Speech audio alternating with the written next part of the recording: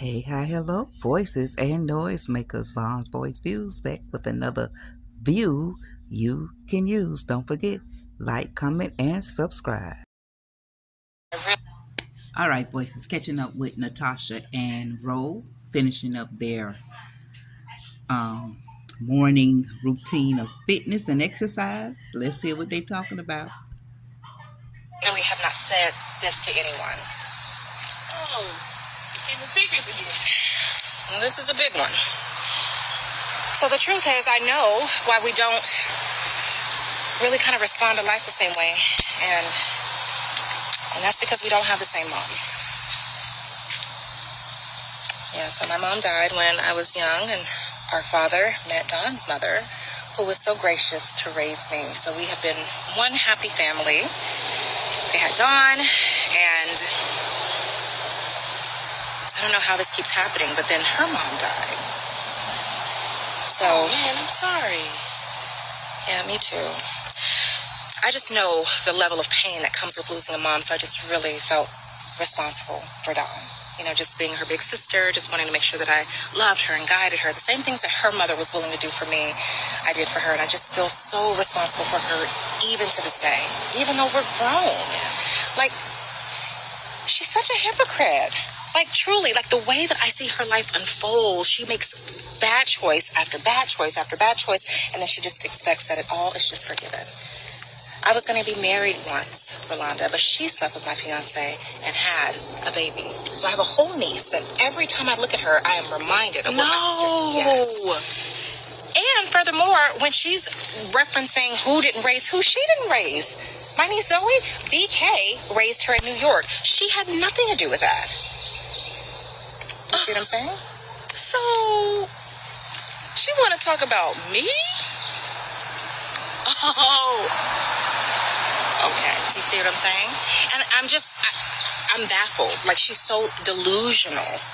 Like, you have no wrongdoings. But the truth is, all you do is something wrong, but you want to just be forgiven and you want to move on like it's nothing. And like I said, we're grown, we're here now, and I don't know why I can't shake the fact that I'm just responsible for her. Wow, let her be. Okay. All right, so it makes sense. Thank you. But like I said, keep that right here. Okay. I promise it's not going anywhere. I wanted to ask you something that's been on my mind. Charles mentioned to me this chick that he was dating. I think her name's Leilani, that y'all were best friends? Yeah. I thought you knew that. Oh. Hey. Hey. I was wondering if I was going to see you guys here. What are you doing here? Just jogging, maybe. What's going on? Here? Yeah. All right, voices, I'm gonna make my exit right here. Charles is so annoying. Oh, he's so annoying.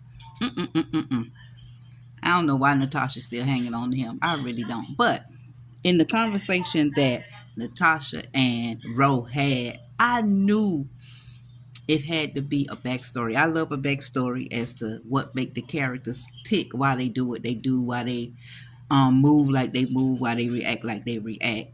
And I always wonder why Dawn felt so entitled. And she had Zoe feeling she was entitled as well.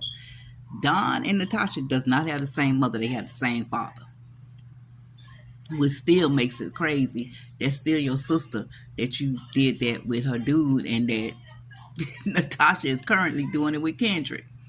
It's crazy. But I knew it had to be a backstory to their thing. All of them. But I love to hear the backstory. How does Natasha move from this? I mean, are you and Dawn need to sit down and have a one-on-one real grown woman conversation now that y'all grown? Yes, they do. Number two, Natasha created this. If you took care of Dawn and made her feel as though she didn't have to do this, have to do that after her mother passed away, your mother passed away, Dawn's mother and your father took you in, then Dawn's mother passed away, and you felt like you had to step into those shoes. I don't know the age when all of this happened. Were they teenagers? Was Don a teenager? I don't know what the case was, but at any rate, the fact that Don feels as though she's so entitled could be because that's what was poured into her. That's what Natasha, probably said to her to comfort her, to console her, let her know you don't ever have to worry. I'm gonna always take care of you. She could have said something to that effect. And we say things because that's her sister. That's her sister, and she lost her mom, just like Natasha lost her mom. I need to see Daddy come into play. I need to see their father, if he's still around, or bring a character in thereof to come in and step in with this whole dynamic. But if there's not a father still in the picture, their father, whatever the case is, I remember Natasha going to Jacksonville. I remember they was going over some old pictures. Some when her and was it her and Charles still? Oh, some with Chase, some with Frank. They was in Jacksonville. Whatever the case, I remember her introducing some of her family because she is from Jacksonville for real, and they were showing pictures and talking about her and stuff like that. I think it was some aunts. I don't know. I'm trying to think back because they didn't introduce a father in the picture. Anyway, at any rate, whatever the case is, because they grown now, Don and Natasha need to have a conversation, and I do see now why Don feel a certain way about Ro, because she probably feel like Ro is taking Natasha away from her. But Ro be giving some good stuff like, start taking care of you. Don, you grown.